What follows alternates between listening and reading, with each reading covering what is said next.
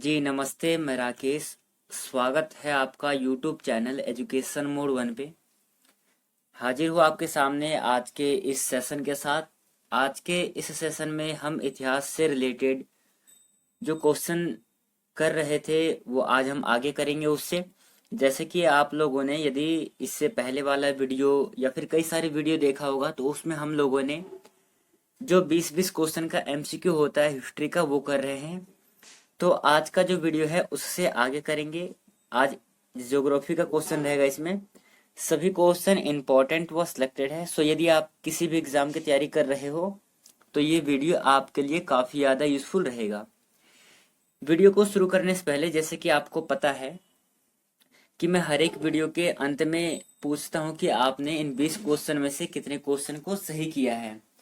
आज भी हमारा क्रम वही रहेगा। जब मैं अंतिम वाला क्वेश्चन करवाऊंगा उस समय आप आपने कितने क्वेश्चन को सही किया है उसका आंसर हमें कमेंट सेशन में देंगे, ताकि अगली बार जब भी मैं क्वेश्चन को बनाऊं आपके अंकों को ध्यान में रखते हुए क्वेश्चन को बनाऊंगा। तो चलिए आज के इस वीडियो को शुरू करते हैं पहले नंबर क्वेश्चन से। ध्यान से देखना है सभी क्वेश्चन को। पहला क्वेश्चन है, भूगोल का जनक किसे कहा जाता है। क्वेश्चन में कहा है कि भूगोल का जनक किसे कहा जाता है। आपको 4 ऑप्शंस दे रखे हैं। इन चारों में से भूगोल का जनक किसे कहा जाता है ये बताना है। बताइए, नीचे 4 ऑप्शन दे रखे हैं। इन चारों में से पहले नंबर क्वेश्चन का सही आंसर क्या हो जाएगा। सो इसका जो आंसर होगा, भूगोल का जनक कहा जाता है हिकेटियस को। Option number D right answer है। हिकेटियस भूगोल के जनक है। Option number A correct answer है। चलिए अगला क्वेश्चन देख लेंगे। सेकंड क्वेश्चन है, भूगोल के लिए जियोग्राफिया शब्द का प्रयोग सर्वप्रथम किसने किया। भूगोल के लिए एक शब्द प्रयोग होता है जियोग्राफिया। इस शब्द का प्रयोग सबसे पहले किसने किया था। नीचे आपको 4 नाम दे रखे हैं। इन चारों में से क्या हो जाएगा सही आंसर दूसरे नंबर क्वेश्चन का। आपको बताना है सबसे पहले जियोग्राफिया शब्द का जो प्रयोग है किसने किया था। Answer to this question option number D, Eratosthenes ने सबसे पहले भूगोल के लिए जियोग्राफिया शब्द का प्रयोग किया था। So option number D right answer हो जाएगा। ध्यान में रखना है इस क्वेश्चन को, इंपॉर्टेंट क्वेश्चन हो सकता है एग्जाम की दृष्टि से। चलिए तीसरा क्वेश्चन है, मानव भूगोल का पिता निम्नलिखित में से किसको कहा जाता है। Karl Ritter, Jean Brunhes, Humboldt, Hipparchus. ये 4 नाम है। इन चारों में से मानव भूगोल का पिता क्या है। मानव भूगोल का जो पिता है किसे कहा जाता है। तो क्या हो जाएगा सही आंसर इस क्वेश्चन का। आपको मानव भूगोल का पिता बताना है। क्या हो जाएगा right answer. Answer to this question option number A, Karl Ritter. मानव भूगोल का पिता किसे कहा जाता है। कार्ल रिटर को कहा जाता है। Option number A correct answer है। चलिए अगला क्वेश्चन को देखते हैं। अगला क्वेश्चन है, एक समान समय पर तूफान आने वाले स्थानों को मिलाने वाली रेखा क्या कहलाती है। जो एक ही समय पर तूफान आती है वहां पर जो एक स्थान होते हैं उन स्थानों को आपस में मिलाने वाली रेखा को हम क्या कहते हैं। तो क्या हो जाएगा राइट आंसर। नीचे आपको ऑप्शंस में 4 ऑप्शंस दे रखे हैं। इन चारों में से उस रेखा का नाम बताना है जो कि एक समय पर एक समान तूफान आने पर उनको मिला देती है आपस में। आंसर होगा इसका option number D, iso brand उस रेखा का नाम है जो कि एक समान समय पर तूफान आने पर स्थान को मिलाने वाली जो रेखा है वह है आइसो ब्रांड। Option number B right answer है। चलिए अगला क्वेश्चन करते हैं, सूर्य तप के समान अवधि वाले स्थानों को मिलाने वाली रेखा क्या कहलाती है। इससे पहले था एक समान, अब यहाँ पर थोड़ा सा क्वेश्चन में चेंज हुआ है। क्वेश्चन है सूर्य के समान, सूर्य तप के समान अवधि वाले, अवधि मतलब समय वाले स्थानों को मिलाने वाली रेखा क्या कहलाती है। क्या हो जाएगा राइट आंसर। इसका आंसर होगा आपका आइसोहेल कहते हैं उसको। सूर्य तप के समान अवधि वाले स्थानों को मिलाने वाली जो रेखा है वो है isohel. Option number A right answer है। चलिए छठा क्वेश्चन करते हैं। इंपॉर्टेंट क्वेश्चन है, ध्यान से देखना है। मानचित्र पर बनाई गई वे रेखाएं जो समुद्र से बराबर ऊंचाई वाले स्थानों को मिलाते हैं वो क्या कहलाती है? कहे कि समुद्र से ऊंचाई वाले स्थानों को मिलाती है उसको हम क्या कहते हैं? तो जो समुद्र से बराबर वाले स्थानों को मिलाते हैं इस रेखा को हम कहते हैं contour. Option number D right answer है। चलिए ये क्वेश्चन बहुत ज्यादा इंपॉर्टेंट है और बहुत ज्यादा आसान क्वेश्चन है। मैं मानता हूं कि आप सभी को ये क्वेश्चन आता होगा और आप इसे गलत नहीं करेंगे, ऐसा मैं मानता हूं। चलिए क्वेश्चन को देखते हैं। ग्वादर पत्तन किस देश में है? ईरान, पाकिस्तान, भारत और श्रीलंका। नीचे आपको 4 देश के नाम दे रखे हैं। इन चारों देशों में से ग्वादर पत्तनम किस देश में स्थित है ये बताना है आपको।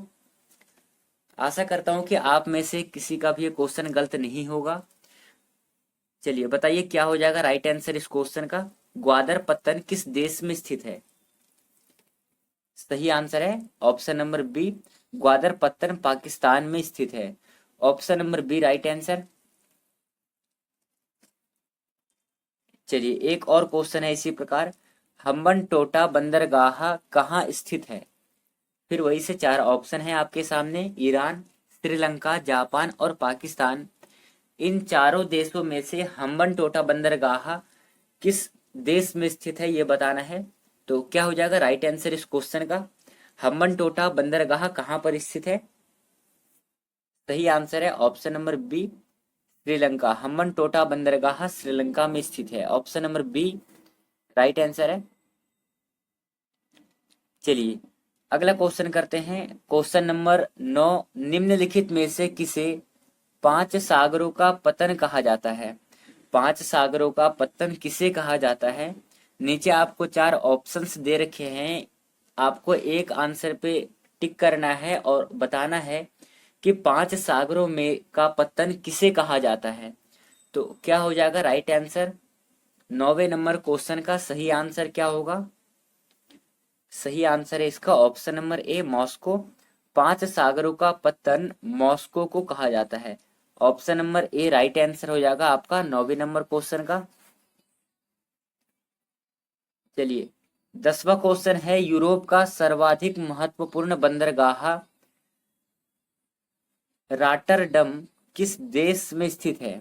इस क्वेश्चन से 2 प्रश्न बन सकता है। पहला क्वेश्चन बन सकता है कि रॉटरडम जो बंदरगाह है कहाँ पर स्थित है? तो एक आंसर हो जाएगा आपका ये यूरोप में स्थित है।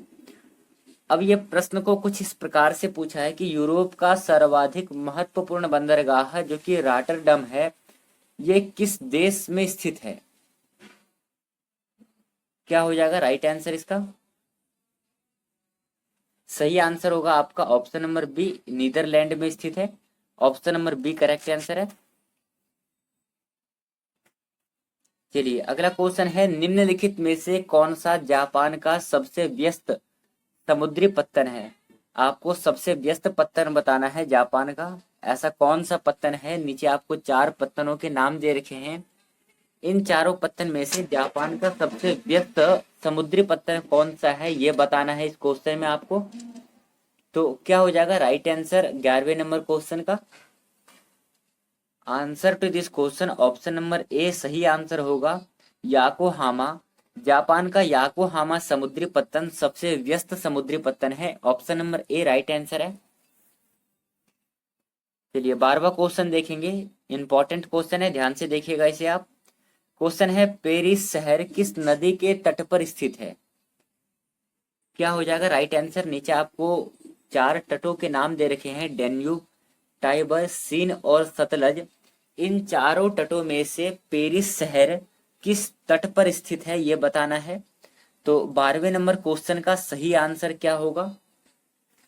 Answer to this question option number C, Paris शहर जो है सीन तट पर स्थित है, नदी के तट पर स्थित है।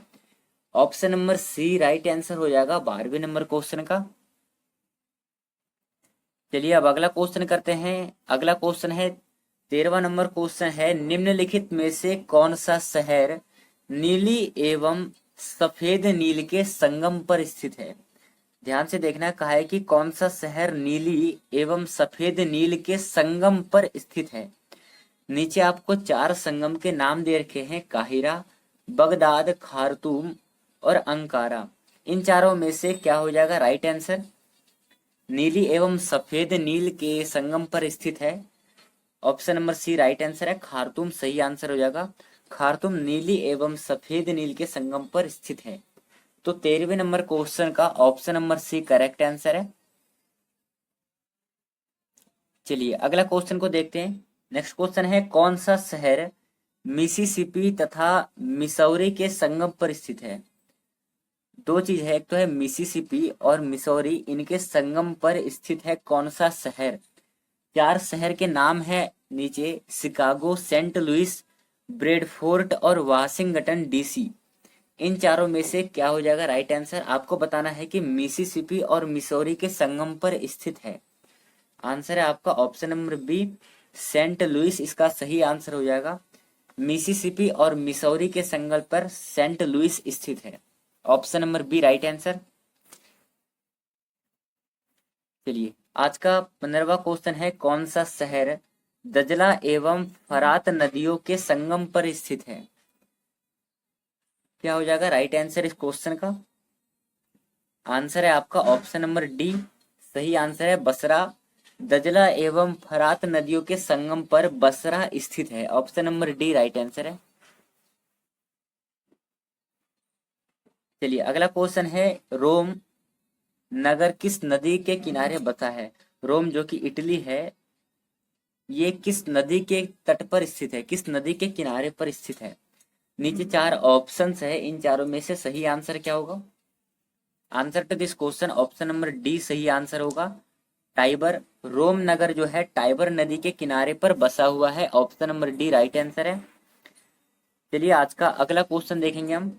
इंपॉर्टेंट क्वेश्चन है एग्जाम की दृष्टि से। क्वेश्चन है, निम्नलिखित में से कौन सा शहर किसी नदी के तट पर स्थित नहीं है। ऐसा नीचे आपको 4 शहर के नाम दे रखे हैं। इन चारों शहरों में से ऐसा कौन सा शहर है जो कि किसी भी तट पर स्थित नहीं है। तो क्या हो जाएगा राइट आंसर इस क्वेश्चन का।